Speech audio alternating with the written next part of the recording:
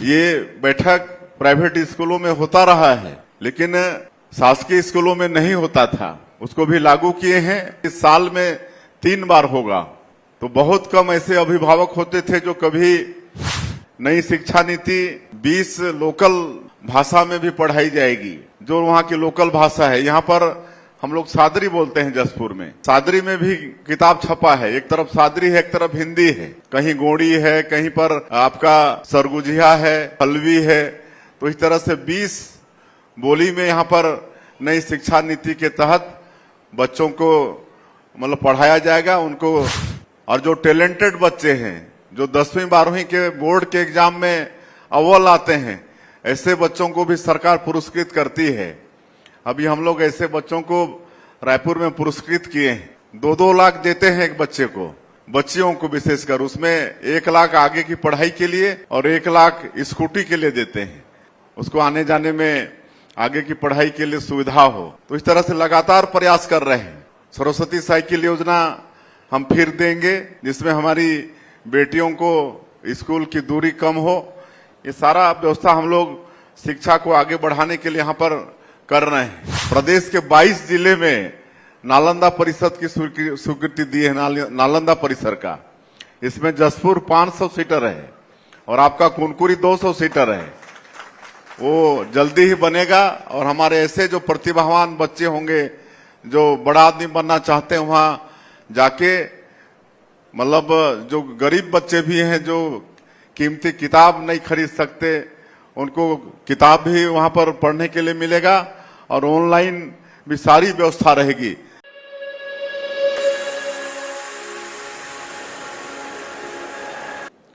बोलिए भारत माता की, छत्तीसगढ़ महतारी की। आज बंदरचुआ इस पावन भूमि में शासकीय उत्तर माध्यमिक शाला बंदरचुआ में आयोजित आज के इस मेगा पालक शिक्षक बैठक में, और हमारी धर्मपत्नी तो हर 15 अगस्त और 26 जनवरी स्वतंत्रता दिवस और गणतंत्र दिवस यही मनाती हैं। और इस स्कूल से, इस स्कूल के स्टाफ से बहुत अच्छा उनका परिचय है। और मैं धन्यवाद देना चाहूंगा कि यहाँ के स्टाफ को, कि वो सब लोग अपने मेहनत से, परिश्रम से इस स्कूल की स्थिति को बहुत अच्छा बनाए हुए हैं, स्टैंडर्ड को बहुत अच्छा बनाए हुए हैं।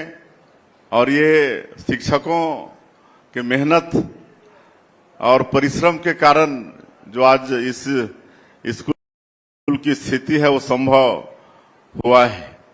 आज आसपास के कई स्कूलों के बच्चे यहाँ पढ़ना पसंद करते हैं, यहाँ की अच्छाई के कारण। बंधुओं, शिक्षा का बड़ा महत्व है। हमारे विद्वानों ने कहा है कि शिक्षा विकास का मूल मंत्र है।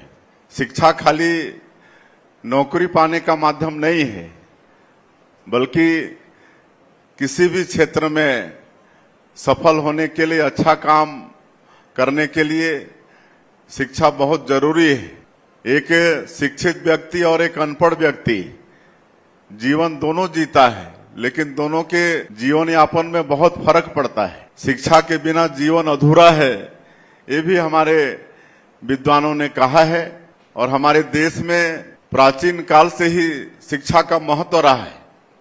आप सबको मालूम है कि हमारा ये देश विश्व गुरु कहलाता था। यहाँ पर दुनिया भर के बच्चे पढ़ने आते थे। नालंदा विश्वविद्यालय, तक्षशिला विश्वविद्यालय, ऐसे विश्वविद्यालय प्राचीन काल से यहाँ पर हैं। यहाँ पर दुनिया के बच्चे पढ़ने आते थे। तो ऐसा हमारे इस देश में शिक्षा का महत्व रहा है। और यहाँ पर हम लोग नई शिक्षा नीति लागू किए हैं। हमारे प्रधानमंत्री जी के मार्गदर्शन में नई शिक्षा नीति 2020 लागू किए हैं। मैकाले की जो शिक्षा पद्धति थी, बहुत दिनों तक वो पद्धति चली, लेकिन जैसे जैसे समय आगे बढ़ता जा रहा है, उस शिक्षा नीति में बदलाव की आवश्यकता थी। और हमारे देश के यशस्वी प्रधानमंत्री नरेंद्र मोदी जी ने नई शिक्षा नीति 2020 लाई है। और इसी साल हम लोग छत्तीसगढ़ में भी उसको लागू किए हैं। और इस नई शिक्षा नीति ये खाली डिग्री देने का काम नहीं करेगा, इसमें डिग्री के साथ साथ संस्कार भी होगा, संस्कार के साथ साथ रोजगार भी होगा। आज डिग्री मिल जाएगा लेकिन सबको नौकरी दे पाना संभव है ही नहीं है, काहे कि इतना नौकरी का जगह ही नहीं है कि जितने हमारे बेटा बेटी पढ़ लिख के बाहर होंगे उनको सबको नौकरी मिल जाएगी। लेकिन अगर हम शिक्षा के साथ साथ उनको संस्कार भी देंगे और रोजगार के लिए भी उनको स्किलिंग देंगे, उनका कौशल विकास करेंगे, उनको रोजगार की शिक्षा भी देंगे, तो निश्चित रूप से अपनी पढ़ाई पूरा करके वो किसी न किसी उद्योग धंधा रोजगार से वो जुड़ने का काम करेगा। तो ये नई शिक्षा नीति में ये व्यवस्था है। और इस बार पहली बार हम लोग गर्मी में समर कैंप भी किए। पहले प्राइवेट स्कूलों में सब होते थे, सरकारी स्कूलों में इसका प्रावधान नहीं था, लेकिन गर्मी की छुट्टी में समर कैंप भी लगाए जिसमें मतलब बच्चे एक सप्ताह तक एक साथ रहकर बहुत कुछ सीखे, शिक्षा के साथ साथ अलग तरह का आनंद भी लिए। और उसी तारतम्य में ये पालक शिक्षक ये बैठक इसका भी आयोजन है। ये बैठक प्राइवेट स्कूलों में होता रहा है लेकिन शासकीय स्कूलों में नहीं होता था, उसको भी लागू किए हैं। और जैसे परदेसी जी बता रहे थे कि साल में 3 बार होगा, तो बहुत कम ऐसे अभिभावक होते थे जो कभी गुरुजी लोगों के बीच में आके उनसे अपने बच्चे के विषय में पूछताछ करते थे कि बच्चा स्कूल आता है कि नहीं, कैसा पढ़ता लिखता है। लेकिन अब कम से कम साल में 3 बार ये जो पालक शिक्षक बैठक होगा, इसमें मेरा पालकों से आग्रह होगा कि निश्चित रूप से इसमें आप लोग जहां भी आपके बच्चे पढ़ते हैं, आपके पोता पोती पढ़ते हैं, वहां पर आएं, शिक्षकों से मुलाकात करें और अपने बच्चे के विषय में जानकारी लें। काहे कि शिक्षक के पास समय का अभाव होता है, वो एक एक पेरेंट्स के पास जाकर उनके बच्चे के प्रगति के विषय में नहीं बता सकते हैं, लेकिन ये पालक शिक्षक बैठक इसमें सहयोगी होगा। हम लोग यहाँ आने के पहले जो नया शिक्षा नीति के जो 12 बिंदु हैं, 12 बच्चे बड़े अच्छे से उसको हम लोग समझे, उन्होंने समझाया, तो पढ़ाने का उनका भी मनोबल बढ़ेगा। और इस तरह की व्यवस्था से माता पिता को अपने बच्चे की प्रगति के विषय में जानकारी तो मिलेगी ही। नई शिक्षा नीति 20 लोकल भाषा में भी पढ़ाई जाएगी, जो वहां की लोकल भाषा है। यहाँ पर हम लोग सादरी बोलते हैं जसपुर में, तो यहाँ पर सादरी में भी किताब छपा है। एक तरफ सादरी है, एक तरफ हिंदी है, कहीं गोड़ी है, कहीं पर आपका सरगुजिया है, कहीं पर हलवी है। तो इस तरह से 20 बोली में यहाँ पर नई शिक्षा नीति के तहत बच्चों को मतलब पढ़ाया जाएगा, उनको ज्ञान दिया जाएगा। ये सब नई शिक्षा नीति में है। और हमारे प्रधानमंत्री जी शिक्षा की गुणवत्ता को और सुधारने के लिए पीएम श्री योजना भी लागू किए हैं। पीएम श्री योजना में हमारे प्रदेश का करीब 263 स्कूल शामिल है। इसमें पूरा भारत सरकार से फंडिंग होगा और करीब 2 करोड़ रुपया एक स्कूल के पीछे, उसमें खाली इंफ्रास्ट्रक्चर के लिए नहीं रहेगा, बल्कि स्कूल तो अच्छा साफ सुथरा हो, वहां पर शिक्षा का गुणवत्ता भी बढ़े, वहां बिजली पानी की व्यवस्था हो, सारा चीज वहां पर प्राइवेट स्कूल जैसे व्यवस्था हमारे सरकारी स्कूलों में भी हो। ये पीएम श्री योजना के माध्यम से हमारे प्रधानमंत्री जी कर रहे हैं और इसका लाभ हम लोगों को मिलना शुरू हो गया है और आगे और हम लोगों को मिलेगा। उसी तरह से शिक्षा को और हम लोग प्रदेश में कैसे बढ़ाएं, इसलिए जो श्रमिक के बच्चे हैं और जो टैलेंटेड बच्चे हैं, जो 10वीं 12वीं के बोर्ड के एग्जाम में अव्वल आते हैं, ऐसे बच्चों को भी सरकार पुरस्कृत करती है। अभी हम लोग ऐसे बच्चों को रायपुर में पुरस्कृत किए हैं। 2-2 लाख देते हैं एक बच्चे को, बच्चियों को विशेषकर, उसमें 1 लाख आगे की पढ़ाई के लिए और 1 लाख स्कूटी के लिए देते हैं, उसको आने जाने में आगे की पढ़ाई के लिए सुविधा हो। तो इस तरह से लगातार प्रयास कर रहे हैं। सरस्वती साइकिल योजना हम फिर देंगे, जिसमें हमारी बेटियों को स्कूल की दूरी कम हो। ये सारा व्यवस्था हम लोग शिक्षा को आगे बढ़ाने के लिए यहाँ पर कर रहे हैं। और लगातार आप लोग देख रहे हैं कि जब से छत्तीसगढ़ की सरकार बनी है, तब से आज ऐसा कोई शिक्षण संस्थान नहीं है जो छत्तीसगढ़ में नहीं है। आज शिक्षण की सारी संस्थाएं, चाहे वो IIT हो, IIM हो, इंजीनियरिंग, आज मेडिकल कॉलेज जब छत्तीसगढ़ राज्य बना तो सिर्फ 2 था, 10 के ऊपर में मेडिकल कॉलेज है। तो हर शिक्षण संस्थान को भी यहाँ पर हम लोग छत्तीसगढ़ बनने के बाद यहाँ पर लाए हैं, ताकि हमारे बच्चों को उच्च शिक्षा के लिए कहीं बाहर जाना नहीं पड़े।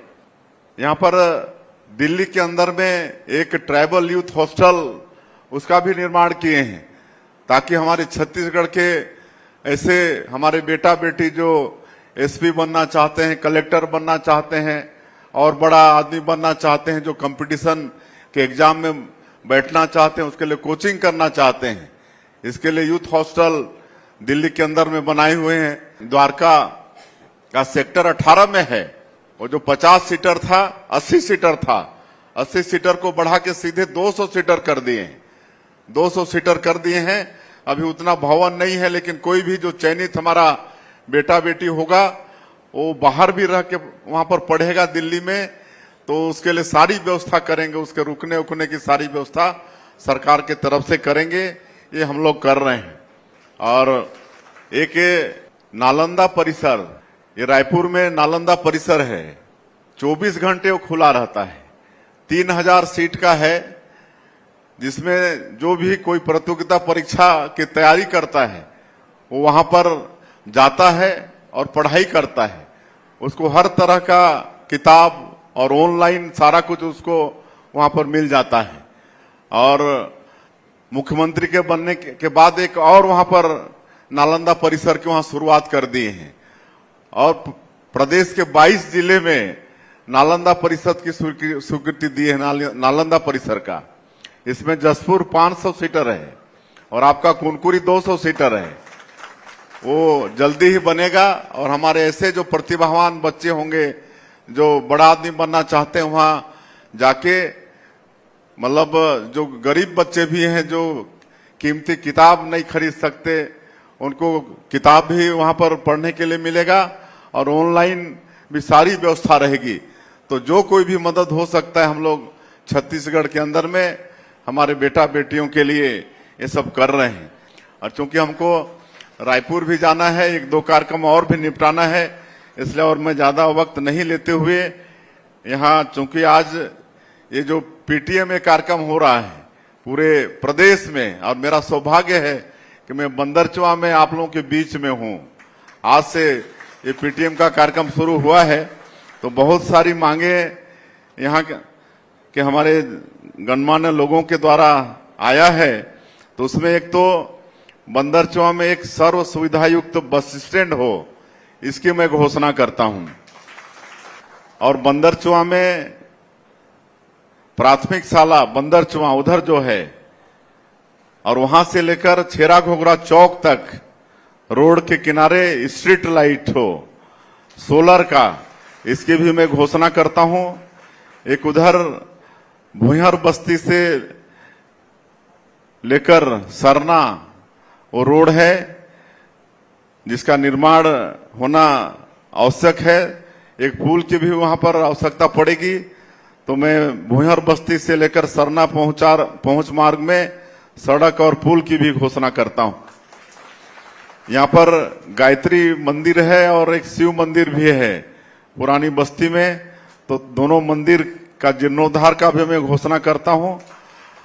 और यहाँ का जो छात्रावास है, यहाँ जो सीट है 50 सीट, उसकी कमी महसूस हो रही है, उसकी भी मांग हो रही है। तो मैं ये 50 सीट को 100 सीट करने की घोषणा करता हूं। और यहाँ के हमारे युवाओं का भी बहुत मांग है कि एक उनके लिए मिनी स्टेडियम का निर्माण हो, तो बंदरचुआ में मैं एक मिनी स्टेडियम की भी घोषणा करता हूं। जय हिंद, जय छत्तीसगढ़।